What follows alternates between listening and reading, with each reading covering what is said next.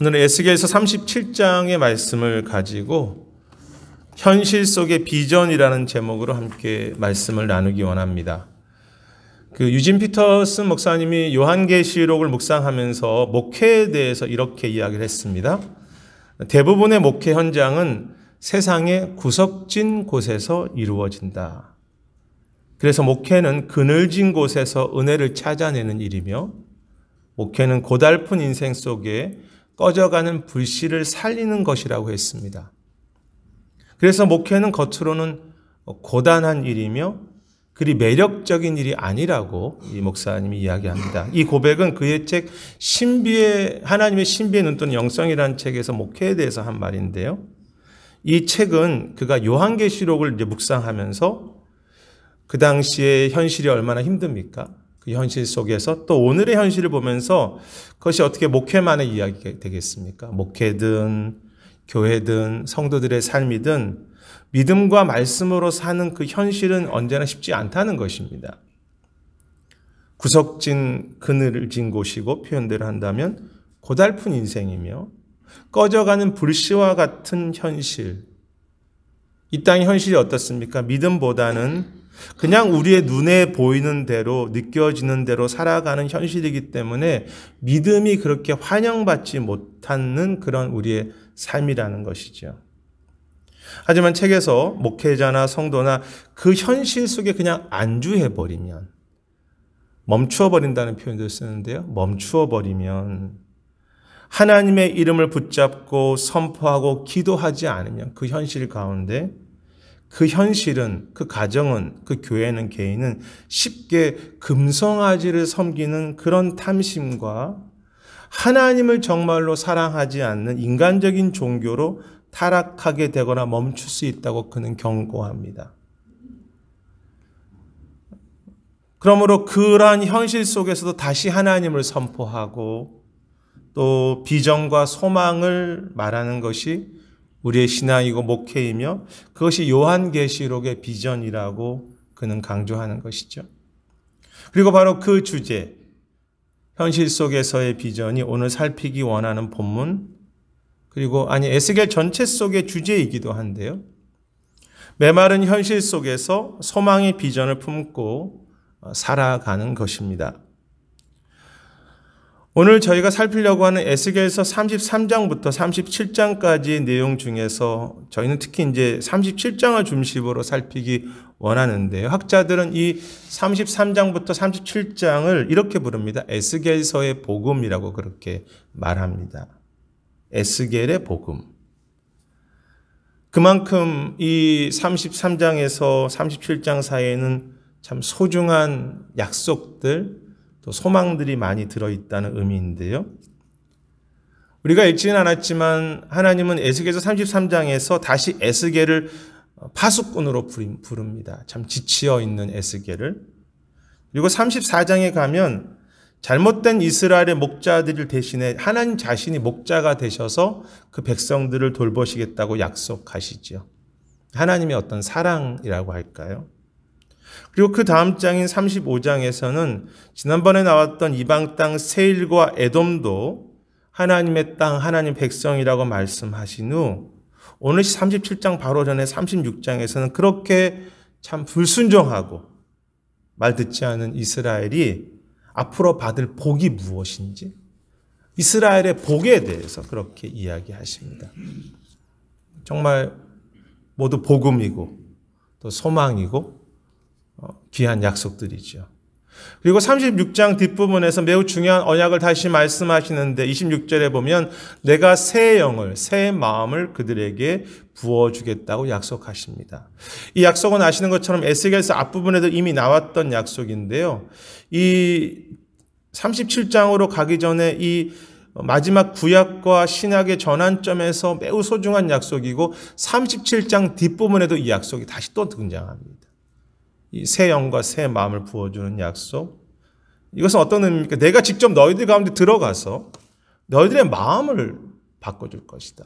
너희를 도울 것이다. 그래서 나중에 예수님께서 승천하시고 성령이 오므로 이 약속이 이루어지죠.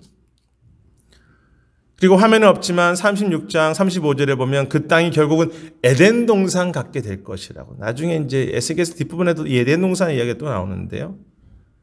여러분 이미 망해버린 이스라엘인데 다시 새 생명을 부어주시고 또 그들에게 에덴 동산 같이 될 것이라고. 회복을 약속하시는 주님. 정말 복음이라고 말하지 않습니까?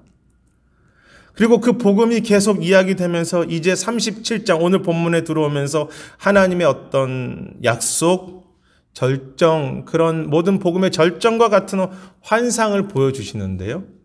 우리에게 너무 익숙한 마른 뼈의 환상입니다. 2절에 보면 하나님은 환상 중에서 에스겔을 데려가셨던 곳인데 그곳은 골짜기라고 했고 그 골짜기에는 마른 뼈가 너무 많았으며 그 마른 뼈는 심히 말랐다고 했습니다. 이 뼈, 마른 뼈는 분명 이스라엘의 당시의 모습을 의미할 것입니다. 이미 우리가 살핀 것처럼 많은 이들이 포로로 잡혀왔고 리더들이 이제 남아있던 그 예루살렘의 작은 소망마저도 완전히 그 성이 파괴되었습니다. 방금 죽은 사람의 뼈가 아닙니다. 뼈가 완전히 말랐습니다. 미래가 전혀 보이지 않는 이스라엘의 모습이라고 할까요? 왜 말랐습니까? 나라가 망했는데 이스라엘 사람들은 회개하기보다 자신은 그래도 바르다고 그렇게 생각했죠. 그때 하나님이 3절에서 에스겔에 이렇게 질문하십니다. 이 뼈들이 능히 살겠느냐? 살 수 있겠느냐? 에스겔은 그 질문의 의미를 알고 있습니다. 이스라엘에게 소망이 있겠느냐라는 질문이죠. 이 질문에 에스겔은 예, 아니라고 대답하지 않고요. 본문에 보시면 주께서 아신다고 했습니다. 어쩌면 당연한 대답이죠. 주님은 아시죠. 그런데 이 표현은 그 학자들도 그렇지만 이 본문의 흐름으로 본다면 에스겔의 마음에 확신이 없었음을 보여주는 그런 대답이죠. 하나님의 능력에 대한 확신이 없었다는 것이 아니고요. 하나님께서 이 패역하고 소망 없는 이스라엘의 현실을 정말 새롭게 하기 원하시는가에 대한 확신이 없었습니다. 하나님의 계획과 마음에 대한 이스라엘을 정말 살리실까라는 것에 대한 의문이었겠죠. 주님이 아십니다. 나는 모르겠습니다. 그리고 그것이 때로 우리의 마음이고 또 갈등이지 않습니까? 주께서 이 땅에, 이 세크라멘토라고 하는 곳에 또 우리 교회 안에, 우리 가정 안에 정말 부흥을 주시기를 원하시는가? 이 시대에. 우리가 하나님이라고 하는 존재는 믿지만 주님께서 정말 이 예배 시간에 정말 은혜를 주시는 것일까? 오늘 내 기도를 통해 주님은 지금도 역사하시는 것이 맞는가? 메마른 땅이라고 하는 그 현실이 너무 우리에게 커 보입니다. 생각해 볼 것은 만일 이 마른 뼈의 회복의 환상이요, 에스겔의 초반에 주어진 것이라면, 에스겔이 지금 사역을 중반에 오고 있는데요. 에스겔의 초반에 사역을 시작할 때 이 뼈가 살겠느냐라고 물어봤으면 에스겔이 아마 좀 더 담대하게 주님 무슨 말씀입니까? 이 나라가 분명히 살 것을 저는 확실히 믿습니다라고 그렇게 말했겠죠. 하지만 에스겔은 많은 시간 이미 말씀을 전해왔습니다. 그런데 사람들은 듣지 않았고 오히려 더 에스겔을 거부했으며 눈에 보이는 그 소망의 예루살렘은 완전히 무너졌죠. 그리고 에스겔은 어떻습니까? 스스로도 많은 고통을 겪었고 그의 아내도 죽음에 이르렀지 않았습니까? 자신도 지쳤습니다. 그것이 에스겔의 현실입니다. 오래 사역했지만 열매도 없었고 자신도 지쳐있는 현실. 그렇게 지치고 힘든 상황 속에서 어떤 사역의 결과나 열매가 더 나빠지는 것 같은 그 현실 속에서 아무런 열매가 보이지 않는데 그 아픔 속에서 주님은 비전을 말씀하신 것입니다. 고통스러운 현실 속의 비전이죠. 그래서 어쩌면요, 여기에 이 마른 뼈는 당시 이스라엘의 모습만이 아니라 에스겔 자신의 모습이 마른 뼈와 같다고 할 수 있겠죠. 그의 가슴이, 그의 심령이 지금 메마른 뼈처럼 그렇게 말라 있다고 할까요? 왜냐하면 사역을 했지만 결과가 좋지 않기 때문에. 저는 이 말씀을 묵상하면서 하나님이 주신 비전 앞에 에스겔은 주님 제가 잘할 수 있습니다라고 하는 그런 태도가 아니라 그 주님의 말씀 앞에 주님 제가 할 수 없습니다.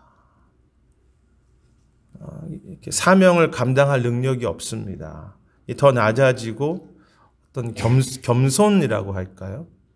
애통하는 그 모습을 보는 것과 같습니다. 하나님 말씀하시지만 자신은 할 수 없다.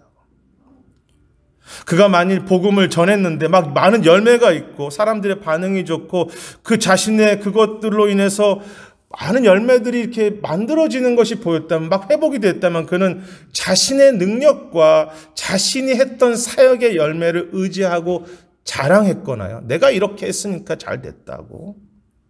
또 혹은 그렇게 잘 되게 했던 이스라엘의 어떤 군사력, 사람들을 의지하면서 그것이 내 사역이든 무엇인가를 의지하지 않았겠습니까? 사람은 그럴 수밖에 없습니다. 무엇인가 잘 되면 그것이 자기 것이라고 생각하게 되고 그것을 의지하게 되죠.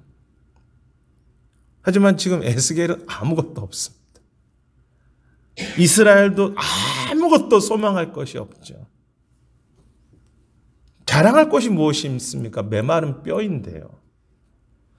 그래서 어쩌면 우리의 이 냉혹한 현실은요, 오히려 그 모든 것을 내려놓고 주님만을 의지하게 하고 또 겸손하게 하며 우리를 십자가 앞에서 낮추고 회개하도록 하는 은혜의 기회가 되는 것이죠. 반대로 우리가 말씀과 기도와 하나님을 의지하지 않고 살면요, 우리 힘으로는 결코 이 현실을 살릴 수가 없습니다. 우리는 어느새 모르게 메말라 갔죠. 주님의 이름 없이, 주님과 동행 없이 어떻게 우리가 살 수 있겠습니까? 절대 살 수 없습니다. 순간순간 십자가 앞에 엎드리는 것 밖에는 다른 길이 없죠. 선교지에 나가 있는 동기들이 여러 사람들이 있는데요. 그들과 이야기해보면 가장 많이 배우는 것이 겸손이라고 했습니다.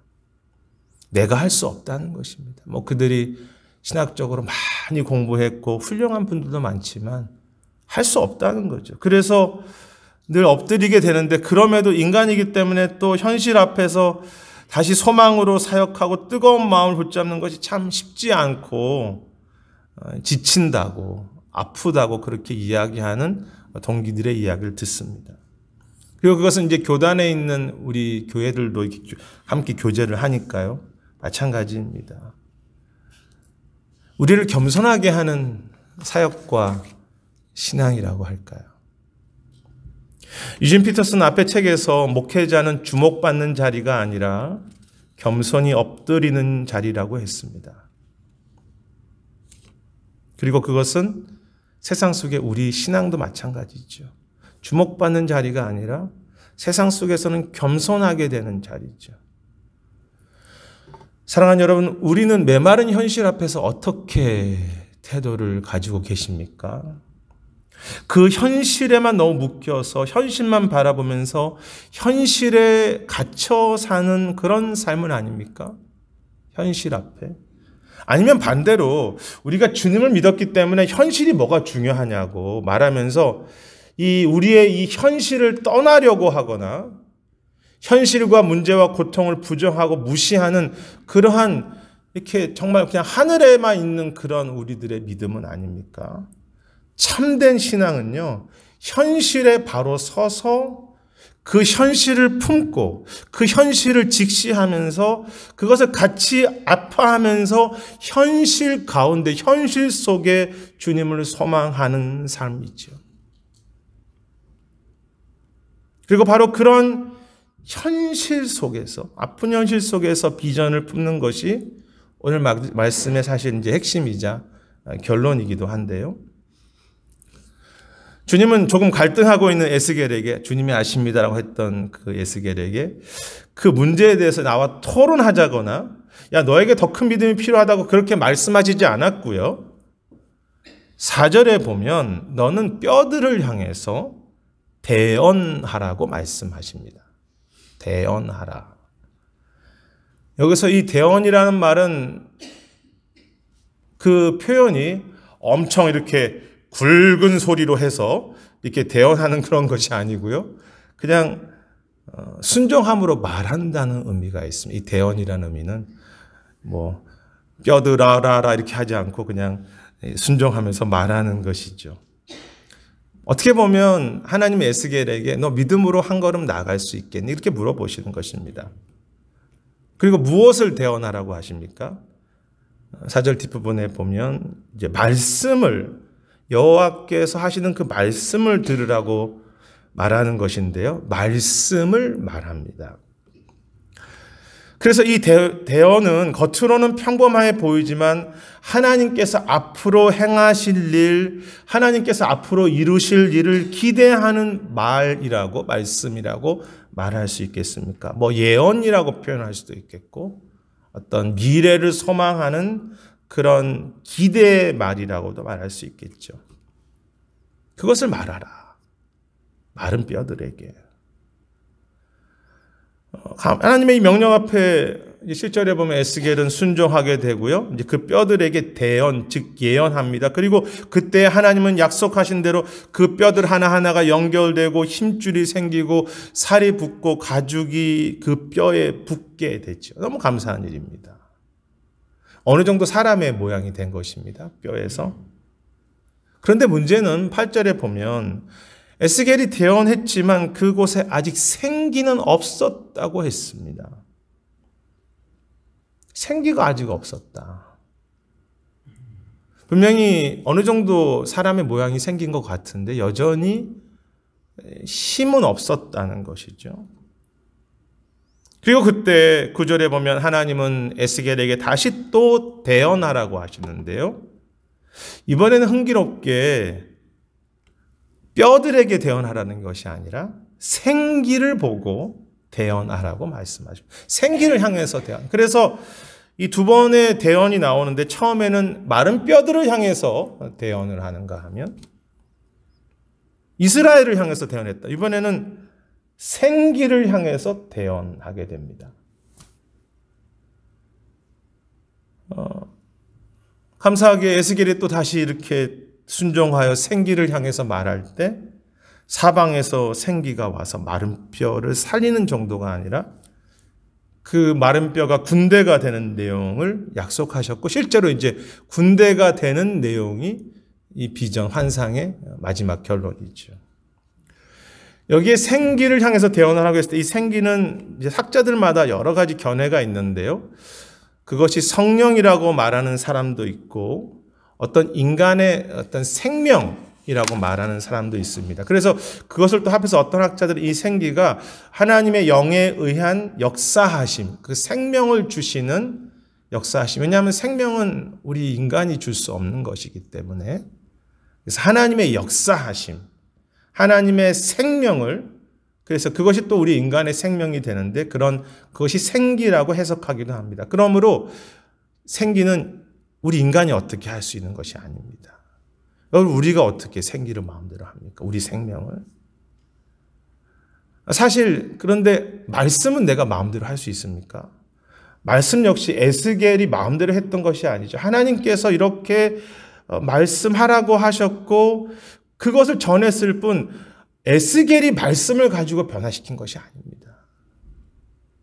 5절에 참 중요한 말씀을 하시는데요. 내가 생기를 너희에게 들어가게 하리니 너희가 살리라고 말씀하십니다. 그리고 이제 9절에도 여호와께서 말씀하심으로 살린다고 했습니다. 하나님께서 직접 살리시겠다는 거죠. 에스겔은 마른 뼈를 향해서 말씀을 대어냈고 생기를 향해서 성령의 역사라고 할까요? 또 하나님의 은혜와 역사를 통해서 대언했는데 우리식으로 말하면 말씀을 대언하는 것은 현실 속에서 우리의 어려운 현실 속에서 말씀을 대언한다는 것은 하나님의 말씀을 붙잡고 살아간다는 의미로 적용할 수 있겠습니다. 내 영혼에게 지친 내 영혼에게 말씀을 들려주는 거죠. 또 우리 가족에게도 말씀을 들려주고 또 예배 때도 이렇게 말씀을 전하고 또 우리 이웃들에게도 말씀을 이야기하는 말씀을 붙잡는 삶 현실 속에서 반면 생기를 대언한다는 것은 하나님의 일하심, 성령의 역사하심, 하나님의 그 하늘을 향해서 대언한 것이기 때문에 그것은 우리의 소망이고 하나님의 일하심에 대한 어떤 성령님 역사해 주세요라고 하는 그런 기도라고 말할 수 있을 것입니다. 중요한 사실은 에스겔이 말씀을 붙잡고 열심히 살았기 때문에 그 회복이 주어진 것이 아니라는 것입니다. 그의 말씀을 전할 때, 말씀을 붙잡을 때 하나님께서 그 가운데 직접 살리신 것이죠. 내가 선하게 말씀 붙잡고 살아가는 그 정도의 신앙이 아니라 그 정도의 말씀이 아니라 하나님이 직접 먹이신 말씀이고요. 우리의 설교는 우리에게 교훈을 주는 정도입니까? 우리가 그냥 바르게 사는 정도입니까? 아니면 우리를 살리는 말씀입니까? 여러분 말씀이 하나님 우리를 살리시잖아요. 능력의 말씀이잖아요. 그래서 말씀이 양식이 되는 거죠. 누구를 가르치고 그걸 넘어서 말씀을 접할 때 그 말씀이 하나님께서 그 말씀을 통해서 나를 살립니다. 그래서 저도 이 말씀을 전할 때마다 저도 이 말씀을 같이 먹고 좀 살기 원하는 그런 소망이 있습니다. 왜냐하면 하나님께서 약속하셨기 때문에 말씀을 전할 때 내가 살게 할 것이다. 여러분 그것은 생기도 마찬가지이지 않습니까? 그가 기도한 것이 그가 대단한 것입니까? 무슨 에스겔은 기도하면 하늘이 움직이고 우리는 그렇지 아니죠.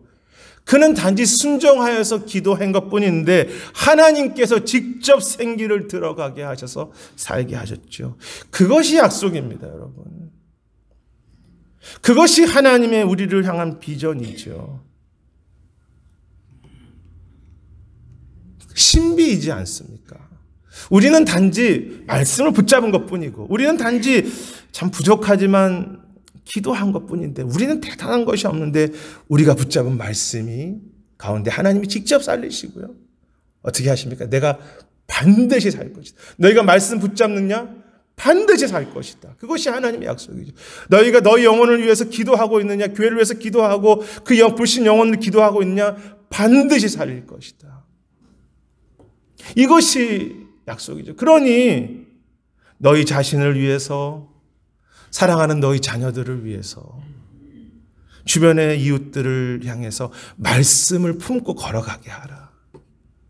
말씀 붙잡고 살아가라. 어떤 순간에도 다시 하나님께 손을 들고 생기어 불어오라고 그렇게 하나님 성령님 역사해 달라고 그렇게 손을 들고 기도하라. 그러면 너희가 대단한 것이 아니라 너희가 무슨 하늘을 움직이느냐. 너희는 순종할 뿐 내가 직접 살게 할 것이다. 내가 반드시 살릴 것이다. 이것이 오늘 본문의 우리를 향한 약속입니다. 여러분 우리 지난 삶을 한번 돌이켜 보십시오. 우리가 말씀 붙잡고 기도 붙잡고 하나님 이름 붙잡고 살 때 슬픔 중에도 이상한 기쁨을 만들어 주시지 않았습니까?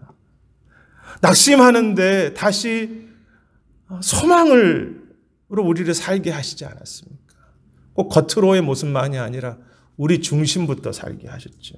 아니 우리가 어려운데 사는 정도가 아니라 때로는 군대가 되어서 하나님의 사명을 감당하게 하시는 그런 군대로 부르시는 세우시는 하나님이죠. 물론 왜 고난이 없겠습니까? 문제도 있죠. 계속해서 우리 인생에. 하지만 그 모든 것이 때로는 고난까지도 그 현실 가운데 모든 것이 협력하여 선을 이루시는 것이 주님이시고요. 메마른 현실 속에서도 항상 부흥을 준비하시고 항상 살리는 것을 준비하신 그것이 기독교 역사였습니다. 어려울수록 더 주님의 부흥을 준비하시죠.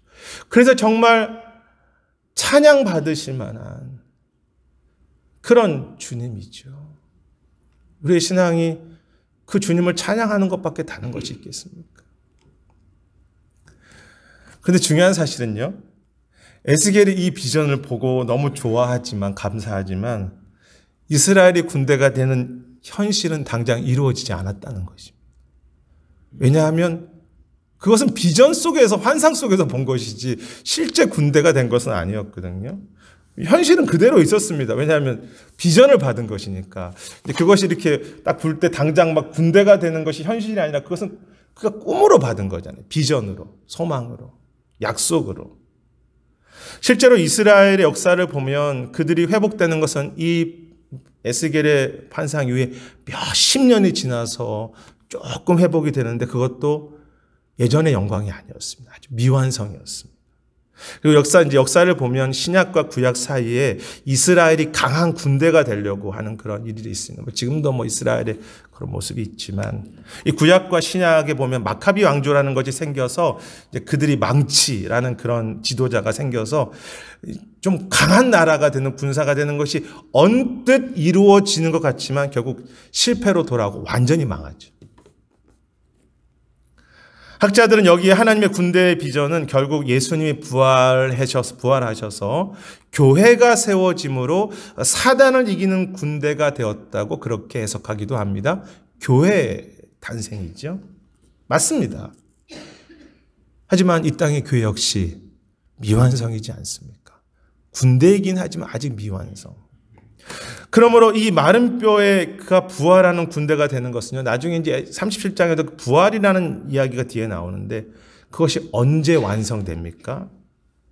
언제 이 에스겔이 받은 비전이 완성됩니까? 마지막 주님이 오셔서 완성되는 것입니다. 마른 뼈, 우리 죽은 자들이죠. 마른 뼈 같은 우리들이 정말로 부활함으로 이제는 군대 같은 하나님의 백성이 되어서 하나님을 찬양하고 영광 돌리는 그 계시록에서 마지막에 이루어지는 비전입니다. 그러므로 에스겔의 입장에서 본다면 먼 미래 비전이고 먼 미래에 이루어질 부흥이죠.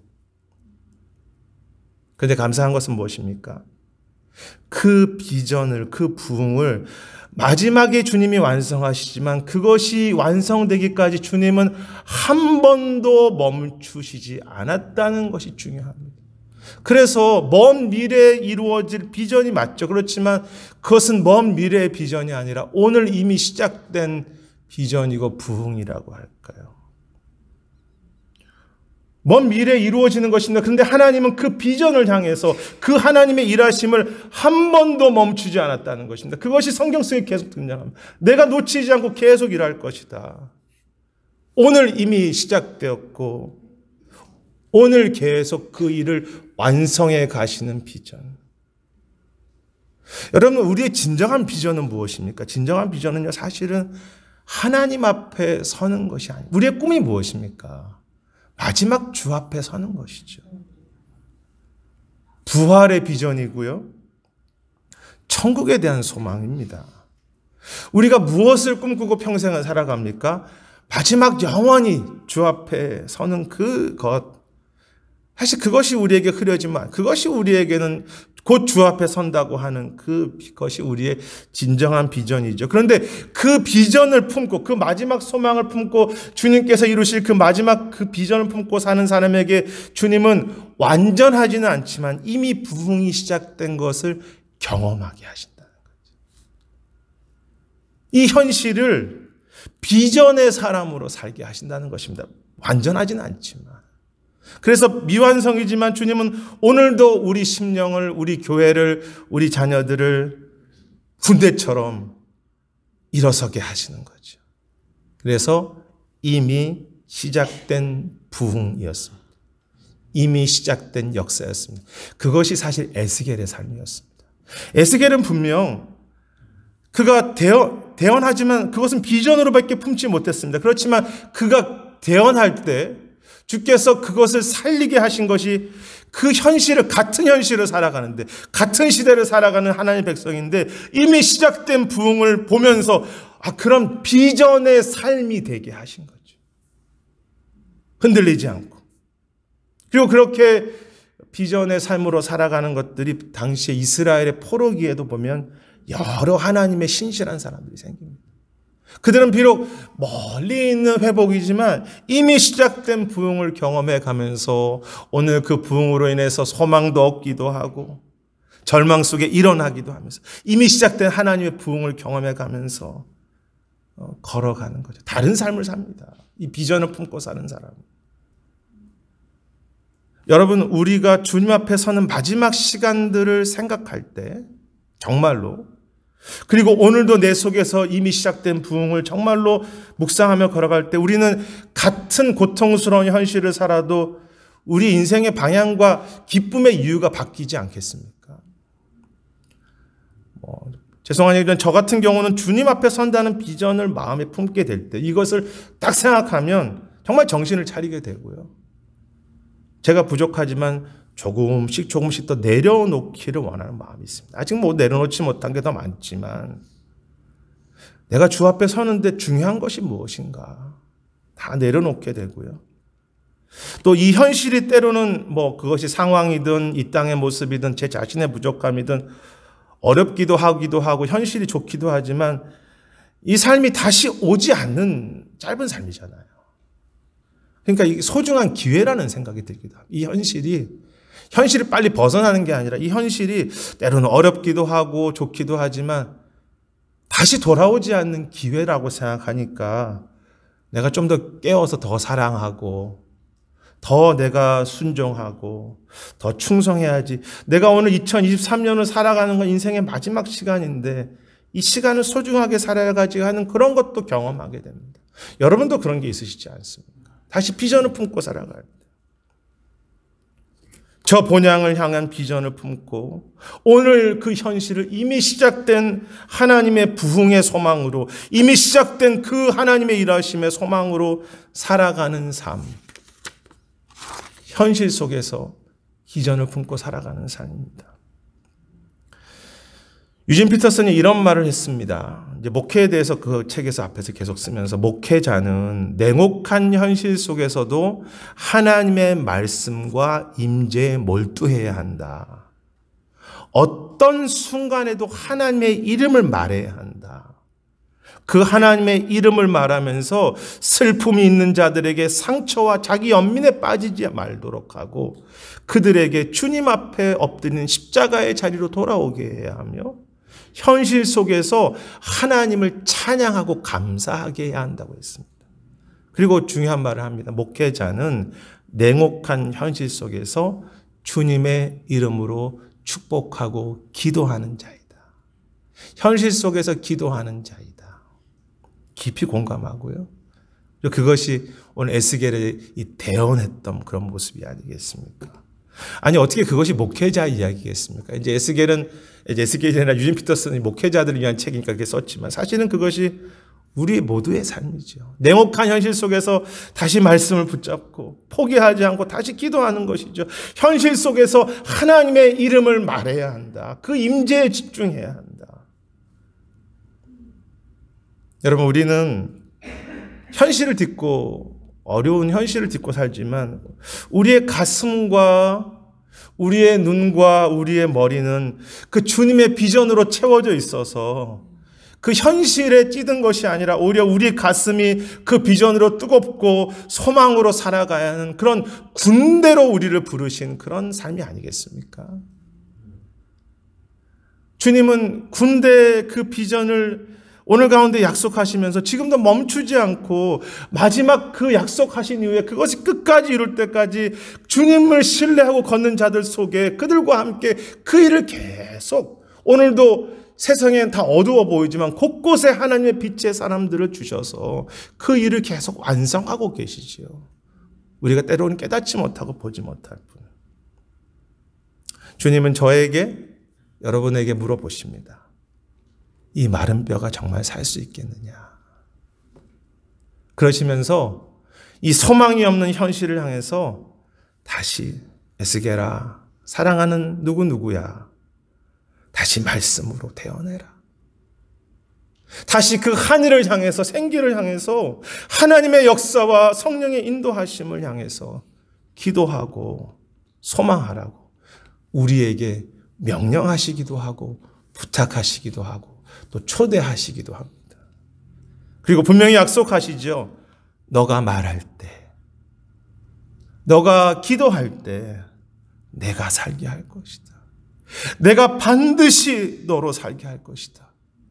아니, 작은 회복 정도가 아니라 너와 너의 교회와 너의 가정과 너의 모든 삶의 현장을 군대가 되는 그 일을 이 냉혹한 현실 속에 이미 이루었고 지금도 이루고 계시며 앞으로 끝까지 완성할 것이라고 그렇게 약속하십니다. 정말 우리가 찬양해야 될 우리의 신앙이죠. 우리 모두는 쉽지 않은 현실 속에 서 있지만 그 비전, 하나님의 군대가 일어나는 마지막 부활의 소망, 그 영광스러운 부활을 소망해가는 사람들이고요. 우리 하나님의 자녀는 오늘 이 아픈 현실 속에서 그 아픔을 품고 이미 시작되고 끝까지 이루실 그 비전과 부흥을 오늘 이미 시작된 것을 감사하고 오늘 찬양하고 오늘 그 기쁨을 멈추지 않는 사람들이죠. 마지막 주 앞에 서는 그날을 바라보면서 얼마 남지 않았습니다. 짧은 우리의 오늘 소중한 현실을 뜨거운 가슴과 사랑과 간절한 기도와 말씀으로 그렇게 살아가시는 부활을 소망하는 사람들, 오늘 이 현실 속에서 세상을 이기는 군대와 같은 사람들, 용사들, 이 아픈 현실을 품고 비전을 말하고 하나님의 소망으로 뜨거운 사람들이 되시기를 주님의 이름으로 축원합니다.